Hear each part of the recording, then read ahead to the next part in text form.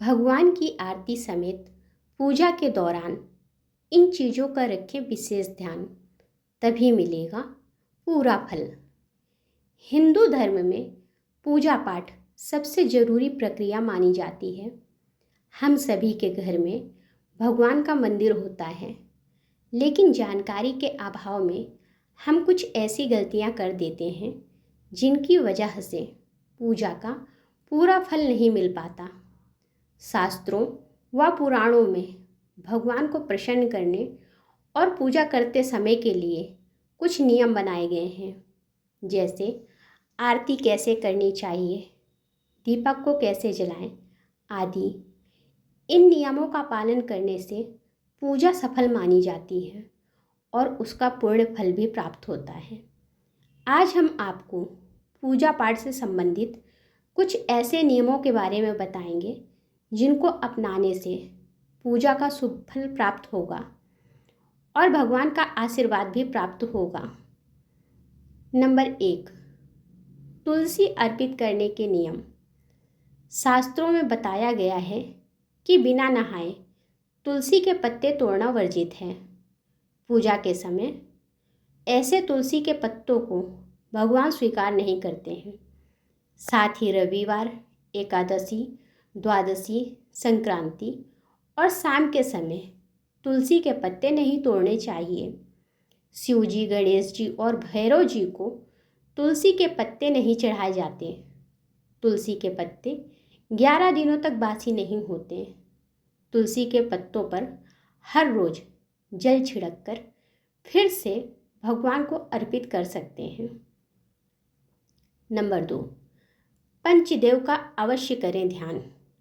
भगवान गणेश, भगवान शिव, भगवान विष्णु, माता दुर्गा, सूर्य देव को पंचदेव कहा जाता है। किसी भी पूजा या शुभ कार्य करने से पंचदेव की पूजा अनिवार्य रूप से की जाती है। पूजा पाठ करते समय हर रोज पंचदेव का ध्यान जरूर करना चाहिए। ऐसा करने से पंचदेव का आशीर्वाद बना रहता है और जीवन की सभी परेशानियां व दुख दूर होते हैं। नंबर 3, आरती करने का नियम। शास्त्रों में भगवान की आरती करते समय ध्यान रखने लायक जरूरी बातें भी बताई गई हैं। आरती करते समय सबसे पहले भगवान के चरणों की 4 बार आरती करें, फिर 2 बार नाभि की, मुख की 1 या 3 बार आरती करें, फिर भगवान के ऊपर से लेकर नीचे तक 7 बार आरती करें। आरती का यह नियम हर पूजा में ध्यान रखें और इसी तरह आरती करें। ऐसा करने से भगवान आपकी आरती को स्वीकार करते हैं और आशीर्वाद देते हैं। नंबर 4, घर के मंदिर में ऐसी ना हो मूर्तियाँ। पूजा घर में मूर्तियाँ 1, 3, 5, 7, 9 और 11 इंच तक की ही होनी चाहिए, इससे ज़्यादा नहीं। साथ ही ध्यान रखें कि पूजा घर में खड़े हुए गणेश जी, सरस्वती जी और माता लक्ष्मी जी की मूर्ति ना हो। पूजा घर में इनकी मूर्तियाँ हमेशा बैठी हुई होनी चाहिए। गणेश जी, देवी की प्रतिमा 3, शिवलिंग 2, शालिग्राम 2, सूर्य प्रतिमा 2 और गोमती चक्र की संख्या 2 बिल्कुल ना रखें। साथ ही मंदिर में प्रतिष्ठित मूर्ति ही रखें। उपहार, लकड़ी, कांच, फाइबर या खंडित मूर्तियां बिल्कुल ना रखें। नंबर 5, परिक्रमा करने के नियम। घर के मंदिर में पूजा पाठ और आरती के पूरे हो जाने के बाद उसी स्थान पर 3 बार परिक्रमा अवश्य करनी चाहिए।